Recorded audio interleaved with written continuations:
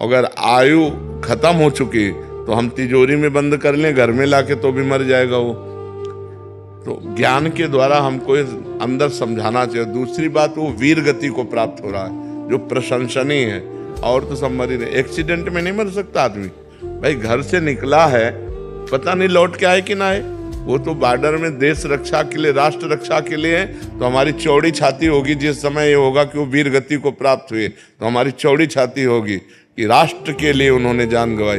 यहाँ तो जान ऐसे ही चली जा रही। एक्सीडेंट हुआ, पूरी की पूरी गाड़ी में जितने लोग सब मर गए, गाड़ी में आग लगी, जिंदा जल गए। तो मृत्यु तो निश्चित समय है।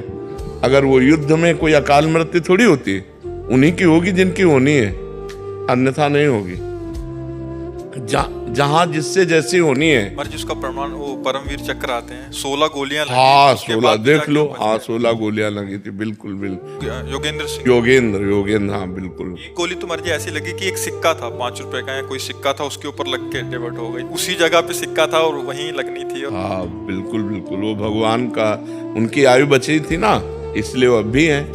अगर 16 गोली क्या चीज, एक में काम हो जाता है, एक में ढेर हो जाता है आदमी, तो ये बात होती है। तो इसमें प्रसन्न रहना चाहिए। यद्यपि तभी हम कह रहे ममता रत्सन ज्ञान कहानी, ये ज्ञान उस समय काम नहीं करता जब अपने प्रियजनों का वियोग होता है तो हृदय फटता है। ऐसा लगता है कि कोई भगवान अगर है तो पुनः जिंदा कर दे, तभी हमें तसल्ली होगी, नहीं तो एकदम वो व्याकुलता हो जाती है। आपको क्या, बड़े बड़े को हो जाती है, बड़े बड़े ज्ञानियों को हो जाती है।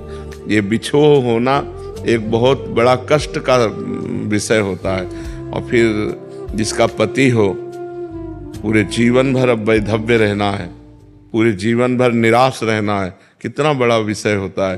पर वो धन्य है। हम इसीलिए भारत के सैनिकों का स्वागत करते हैं। धन्य है जो अपने प्राणों को हमारे राष्ट्र पर बलिहार करते हैं।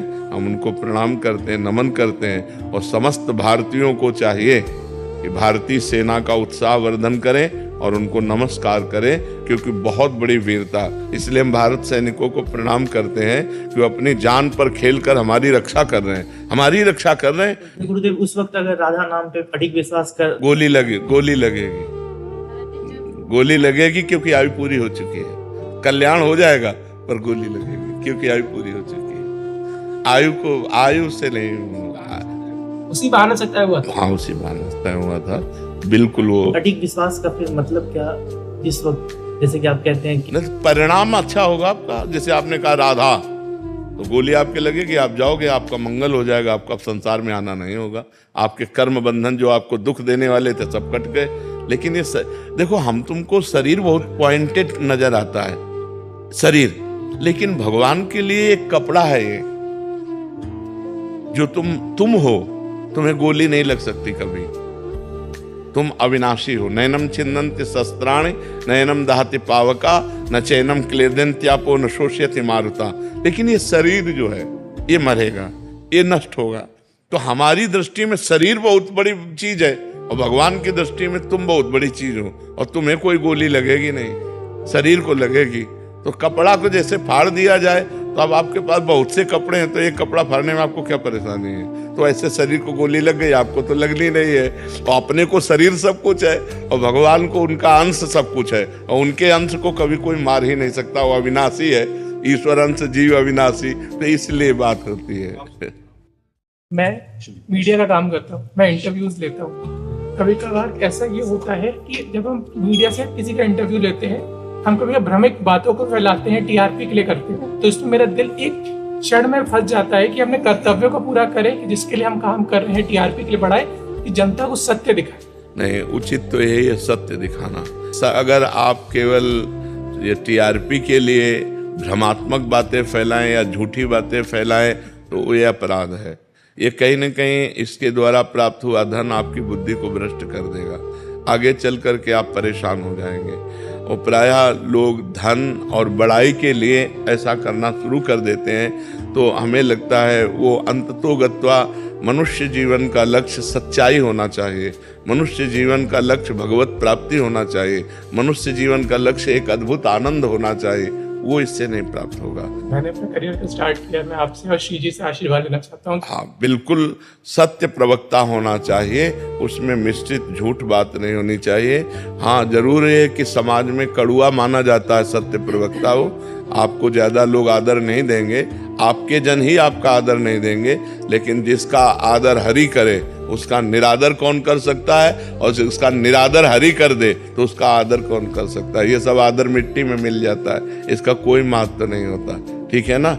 टीआरपी के लिए झूठ बोलना या किसी को झूठ ब्लेम लगा करके ये सब ठीक नहीं है, बिल्कुल सत्य बात होनी चाहिए। अगर वो दोषी है तो उसको ओपन करो, अगर निर्दोष है तो उसकी निर्दोषता ओपन करो। ऐसा नहीं कि दोषी को बख्श दिया जाए और निर्दोषी को दोषी बनाकर प्रकाशित कर दिया जाए।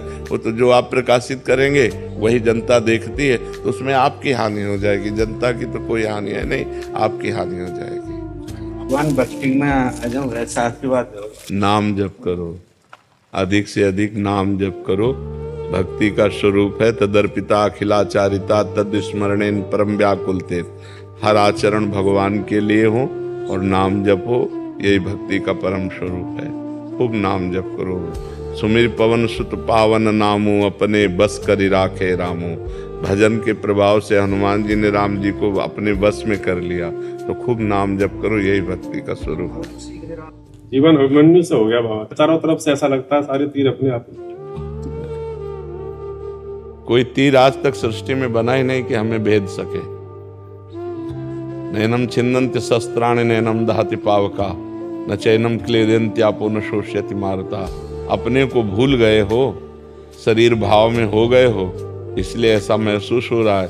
यदि अपने स्वरूप में आओ तो तुम ना तो किसी आग्नेय अस्त्र में, न वारुणास्त्र में, न वायुवास्त्र में, किसी में ताकत ही नहीं कि हमें छू सके। हम अविनाशी हैं, ईश्वर का स्वरूप हैं, शिवोहम, शिव का अंश है। हम शरीर को लेकर बात करते हैं तो समस्याएं ही समस्याएं हैं, और जब स्वरूप को लेकर बात करते हैं तो कोई समस्या ही नहीं। तो हम शरीर को भगवान शिव के चरणों में अर्पित करते हैं, जैसे सुख दुख में जैसी परिस्थिति में रखें, स्वरूप में होकर उसे सहते हैं। नाम जप करो और भगवान शंकर के आश्रित रहो। देवादिदेव महामृत्युंजय जो काल का भी महाकाल है, डरना क्या है। हर परिस्थिति को सहेंगे, जैसी परिस्थिति शिव देंगे, क्यों जी। और गुलाब जी की फैमिली से हैं। अच्छा, उनके परपोते हैं। हम परपोते। बड़े बड़े पुण्यात्मा रहे। कोई हमारे ऐसे ब्रज की कोई ठाकुर नहीं जिनको भोग न लगता हो, उनकी तरफ से बहुत पुण्यात्मा है। बड़े बड़े संत महात्माओं की कृपा उनको प्राप्त रहे। ये सेवा के 100 वर्ष पूरा होने पे ये पुस्तक छपवाई थी। बरसाना की सेवा और बरसाने की सेवा। हाँ, सबसे आप उनके पौत्र। अच्छा, बहुत कृपा पर। हमने लाला जी की 100 वर्ष की सेवा में 1919 में महाराज जी हमने सेवा उठाई थी बाबा ने। आज 2000। अरे आप कितने बड़े पुण्यात्मा। रोज ठाकुर का भोग लग रहा है। बिहारी जी बरसाने में हर जगह, मतलब आप बड़े सौभाग्यशाली हैं, आपका वंश पवित्र है। हाँ, यशस्वी वंश है। जिन बिहारी जी को एक बार भोग लगा दे तो जीव का कल्याण हो जाए। 12 महीना पहली थाल उन्हीं की आती है। हमें अच्छा लगा आपसे मिल करके, अच्छा लगा। महाराज जी दर्शन कर अरे बड़ी कृपा की आप दर्शन देने आए। हमें अच्छा लगा। धन्यवाद। लक्ष्मी जी गुड़गांव से। राधे राधे। राधे राधे महाराज जी, आपके चरणों में कोटि कोटि प्रणाम। महाराज जी, मेरे इष्ट देव गुरु नानक देव जी हैं। जब से मैंने वाणी पढ़ना शुरू किया तब से मेरे अंदर काफी परिवर्तन आया है। महाराज जी, मेरे उनसे मिलने का बहुत मन है। महाराज जी, उनसे कैसे मिला जाए? वाहेगुरु वाहेगुरु वाहेगुरु। आठों पहर जपो वाहेगुरु वाहेगुरु। एक श्वास भी खाली न जाए, वाहेगुरु वाहेगुरु। और कोई चाह ना होने पावे, केवल साहब के दर्शन की चाहो, नानक साहब के दर्शन की चाहो, वो आ जाएंगे। हमें तो बिना चाह के दर्शन दिए थे 35 वर्ष पहले गंगा किनारे। बिना चाह के, अचाह स्थिति में उन्होंने दर्शन दिए थे। तो अगर हम वाहेगुरु वाहेगुरु वाहेगुरु आठों पैर जपे और कोई चाह ना करें तो निश्चित दर्शन हो जाएंगे। अन्य अगर चाह करोगे उतना ही विलंब होगा। अन्य चाह मिटाकर एक चाह रख लो कि अब जिया नहीं जा रहा गुरुदेव आपके बिना, तो गुरु साहब आके दर्शन दे देंगे। वो तो हैं ही, सर्वत्र व्याप्त है। अखंड मंडलाकारम व्याप्तमेन चराचरम तत्पदम दर्शतमेन तस्मै श्री गुरुवे नमः। चाहे जिस रूप में चाहो दर्शन पा सकती हो, पर अन्य कोई चाह न हो। जाहि न चाहे कबहु कछु, तुम सन सहज सने बसहु निरंतर तासुर शोराउर निजगे। अन्य चाहें अगर हैं तो फिर भगवान का दर्शन या गुरु साहब का दर्शन, गुरु और भगवान एक ही हैं, ये दर्शन मिलना मुश्किल है। जब कोई चाह नहीं रह जाती, चाह मिटी चिंता मिटी मनुआ बेपरवाह, जिनको कछु न चाहिए वो शाहन के शाह। वो भगवान का साक्षात्कार करते हैं। ब्रह्मभूता प्रसन्नात्मा न शोचति न कांक्षति समाः सर्वेषु भूतेषु मद्भक्तिम लभते पराम। न कोई चाह है न कोई शोक है, हर समय भगवान की स्मृति हो रही और आंसू गिर रहे हैं। हे नाथ आप कब दर्शन दोगे? तो भगवान दर्शन दे देते हैं।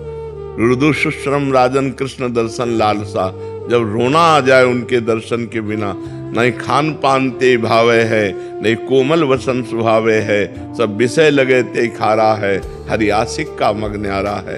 कुछ अच्छा नहीं लग रहा, तभी वो आके दर्शन दे देते हैं। महाराज जी आप तरस करो, मेरी ये अवस्था बन जाए। आप कृपा करें कि अवस्था बन जाए जैसे आप कह रहे हैं। आप प्रयास कीजिए, आप प्रयत्न कीजिए। कृपा तो गुरुजनों की अपने आप बरस रही है, आप प्रयास कीजिए। संजय कुमार द्विवेदी जी प्रयागराज से। महाराज जी आप कह रहे हैं कि संतों के श्रीमुख से सुना कि संपूर्ण समर्पण शरणागति के बिना भगवत प्राप्ति संभव नहीं है। महाराज जी समपूर्ण समर्पण शरणागति में खेती बाड़ी मकान कुछ पैसा संतान को दे दिया जाए या नहीं? यदि किसको दे दिया जाए? किसको दे दिया जाए? नहीं, किसको दे दिया जाए? आप सरकारी आदमी हैं तो आपके पास कुर्सी से लेकर कलम से लेकर के जो कुछ है वर्दी सरकारी है ना, तो दे किसको दोगे? तुम्हारा अधिकार ही नहीं। बात समझनी है, बात समझनी केवल है, कुछ देना लेना नहीं है। जैसे आप अपने ऑफिस में बैठे हो, कुर्सी में बैठे हो, आपको कुछ देने का अधिकार है क्या? आप एक कलम भी नहीं दे सकते, आप कहोगे सरकारी है। आप रजिस्टर को भी कहोगे सरकारी है। जिस कुर्सी में बैठे हो वो भी सरकारी है, आप भी सरकारी आदमी हैं। आप कानून के अंतर्गत केवल कार्य करते रहिए, आपका इतना अधिकार है, आपको देने का अधिकार नहीं। ऐसे ही नाथ सकल संपदा तुम्हारी, मैं सेवक समेत सुतनारी, वो सब सरकारी है, आप केवल सेवक हैं। देने लेने की क्या बात है? एक महाराज जी के यहाँ गए थे तो उन्होंने जो है मतलब जैसे समर्पण शरणागति का मतलब हम ये कह रहे थे कि जैसे कि जब समर्पण शरणागति होगी, हमारे भगवान दर्शन कराएंगे तो आपको परिवार सहित आश्रम में आकर रहिए, तो जो है उसके बाद ये सब बनावटी बातें, ये सब हम दंभ पाखंड की बातें नहीं मानते। संपूर्ण सृष्टि भगवान की है। यहाँ समर्पण का मतलब अहंकार का समर्पण, यानी कि तुम्हारी कुटिया में आ जाओ, ये सब पाखंड की बातें हैं। ये सब दंभ नाटक की बातें, रुपया घसीटने की बातें, हम इन बातों को नहीं मानते। तस्मात् शास्त्रम प्रमाणम ते कार्याकार्यो व्यवस्थितो, कार्य और अकार्य की व्यवस्था शास्त्र प्रमाणित की गई।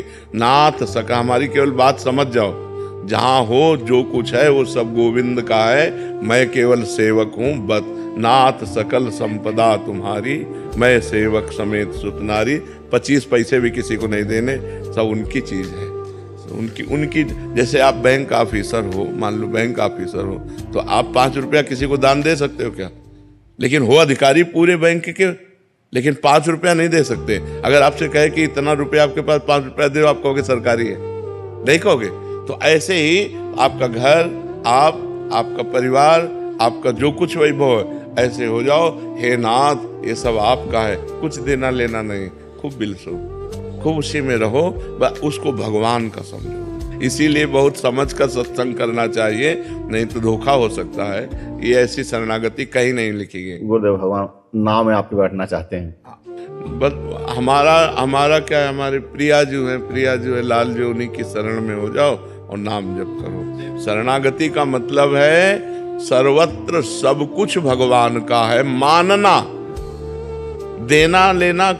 हम कह रहे सरकारी संपत्ति देने का अधिकार। अब जैसे आपके दिखाई दिया कि ये बहुत बीमार है, आपकी जेब में 500 रुपया है, प्रेरणा हो रही, तो आप समझो ठाकुर जी आदेश कर रहे हैं इनको 500 रुपया दे दो, अपनी जेब से निकाला दे। अब आपसे दूसरा आदमी पूछ रहा है आपने 500 दान किए क्या? तो आप कहना चाहिए नहीं आपने दिए तो नहीं, वो उनका था, उनको पहुंच गया। तो दियम वस्तु गोविंदम तुभ्य में समर्पय, मैं तो दान करने वाला होता कहूँ। रहीमदास जी ऐसे दान कर रहे थे, तो ऐसे कर रहे थे। तो लोगों ने पूछा नेत्र नीचे क्यों किए हो, दान करने वाले को तो आंख में आंख मिला के देना चाहिए। तो उनका नहीं, देनहार कोई और है, देत रहत दिन रैन, लोग भरम मोपय करे तासो नीचे नैन।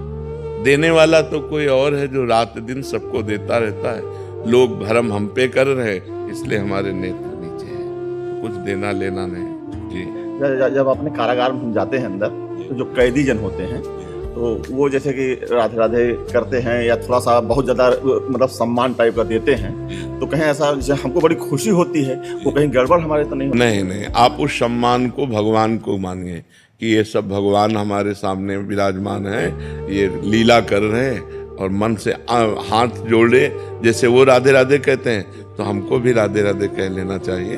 वो अगर हाथ जोड़े हैं तो हम भी हाथ जोड़ लेते हैं। स्वीकार ना करें, मतलब प्रणाम सम्मान को अपना ना माने। अब सब प्रणाम नमस्कार, लेकिन एक की भी दृष्टि में चूक नहीं होगी, सबको देखेंगे और एक को भी नहीं मानेंगे कि इसने हमें प्रणाम किया है। नहीं, हम प्रणाम करते हैं। हमारे प्रभु इतने रूपों में आए हैं, मेरे विराट रूप में, लड़का बच्चा बड़े बूढ़े रूप में मेरे भगवान आकर के खड़े हुए मुझे दर्शन दे रहे हैं, बस अपने भाव से।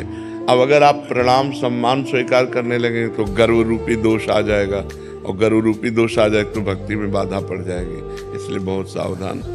मंजू शर्मा जी, श्री गंगानगर। राधा वल्लभ श्री हरिवंश महाराज जी। महाराज जी, मेरा प्रश्न है कि सच्ची आंतरिक शरणागति जिससे भगवत प्राप्ति होती है, क्या ईश्वर की कृपा से होती है?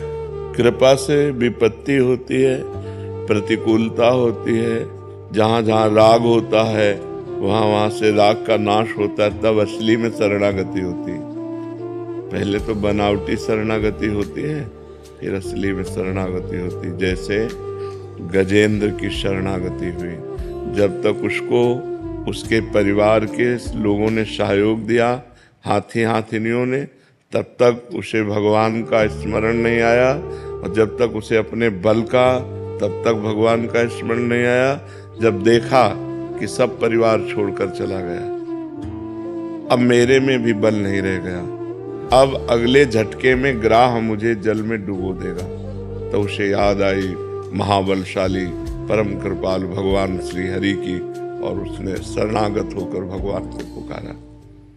द्रौपदी जी ने जब उनका केस पकड़कर दुशासन सभा में लाया तो उनको अपने 5 पतियों का बल था, भगवान को नहीं पुकारा। जब देखा 5 पति ग्रीवा झुकाए हैं तो भीष्म आदि का बल हुआ कि इतने बड़े धर्मात्मा और महाबली के होते हुए मुझे सभा में कैसे ऐसे। लेकिन जब भीष्म आदि से भी रक्षा नहीं हुई तो अपने हाथों का, अपने बल का प्रयोग किया। यही जीव की दुर्दशा है, अपने बल का प्रयोग किया। जब हाथों से भी थक गए तब दांत से दबा लिया। जब देखा अब की झटके में दांत से साड़ी निकल जाएगी तो पुकारा, हे गोविंद द्वारिकाधीश। तो भगवान को आना थोड़ी पड़ा, वो तो सर्वत्र है, वहीं उनके वस्त्र के रूप में प्रकट हो गए। भगवान का वस्त्रावतार हो गया। दुशासन खींचता रहा, यहाँ से साड़ी नहीं हटा पाया, आखिरकार हार करके बेहोश होके गिर गया, लेकिन यहाँ से पल्लू नहीं हटा क्योंकि भगवान का आश्रय हो गया ना। तो शरणागति असल में जब हम सब तरह से हार जाते हैं और कोई रास्ता नहीं दिखाई देता, तब जीव की ये दुर्दशा है कि वो पहले शरणागत नहीं होता। पहले वो अपना बल, अपने साधन का बल, अपने भजन का बल पर शरणागत का मतलब है अजात पक्षा इव मातरम खगा। जैसे घोंसले में चिड़िए का बच्चा है, उसके पंख नहीं निकले, वो अगर दाना लाएगी उसकी माँ तो पाएगी, पानी मुंह में लाएगी तो पाएगी, नहीं तो वो केवल बाट जोती रहती माँ की। ऐसे उस शरणागत भगवान की कृपा की बाट जोता रहता है। भगवान की जब कृपा होती है तो ऐसी परिस्थिति दे दी जाती है जिससे एक ही रास्ता बचता है भगवान, दूसरा रास्ता जब तक है तब तक ये पकड़ेगा। मनुष्य की बुद्धि, अगर कोई फोन नंबर है तो पहले फोन नंबर लगाएगा, जब उसका फोन नंबर नहीं लगेगा कोई काम नहीं बन पाएगा, कोई जगह, कोई आश्रय, कोई व्यक्ति नहीं दिखाई देगा, तो उसे याद आएगी कि एक सहायक है, अब तो भगवान ही सहायता कर सकते हैं, दूसरा कोई सहायता। शरणागति तब होती है जब सब तरफ से निराशा मिलती है, तब एक आशा जागृत होती है।